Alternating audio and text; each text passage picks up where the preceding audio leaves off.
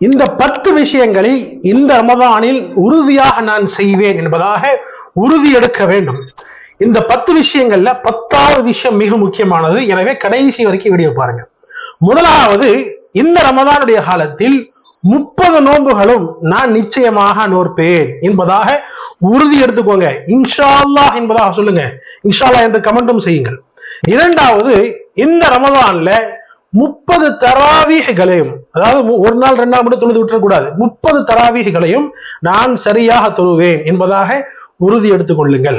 மூன்றாவது, இந்த ரமதானில் 5 நேர தொழுகைகளில் விடாம நான் தொழுவேன். ரமதான நோன்பு வச்சுட்டு தொழுகை விட்டுறக்கூடாது. 5 நேர தொழுகைகளையும் நான் நிச்சயமாக இந்த ரமதான்ல ஆண்களாக இருந்தால் ஜமாஅத்தோடு பள்ளிவாசலுக்கு சென்று தொழுவேன் என்பதாக உறுதி எடுத்துக் கொள்ளுங்கள்.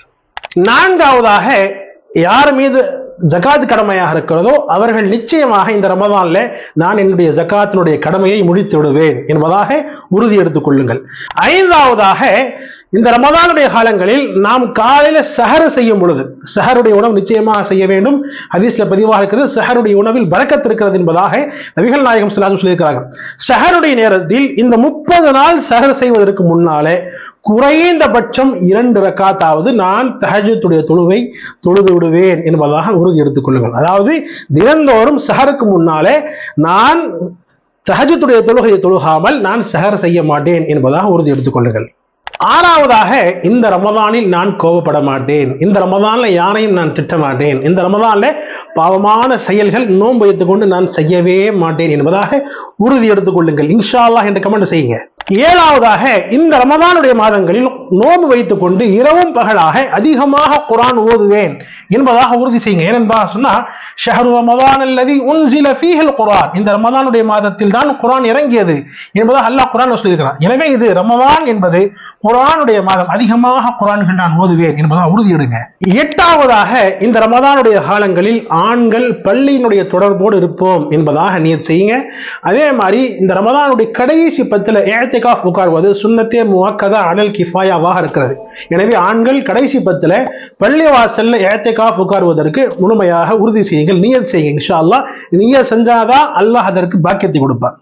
9வதாக, இல்லாத மக்களுக்கு அதிகமாக உதவி செய்யுங்க, முயற்சி செய்யுங்க.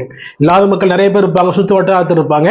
இல்லாதவர்களுக்கு அதிகமாக உதவி நான் இந்த ரமதான்ல செய்வேன் என்பதாக உறுதி எடுத்துக் கொள்ளுங்கள். 10வதாக, மிக முக்கியமானது, நான் முன்னாலே சொன்ன மாதிரி இந்த 10வது மிக முக்கியமானது என்பதாக சொன்னா, இந்த ரமதானுடைய காலங்களில் இந்த முழு அமல்கள் நாம் செய்து விட்டதற்கு பிறகு 10வதாக, இந்த ரமதான் முடிந்ததற்கு பிறகும் மீதி உள்ள அந்த 11 மாதங்களிலும் நான் இந்த ரமதான்ல செய்த அமல்கள் எல்லாவற்றையும் நான் செய்வேன்.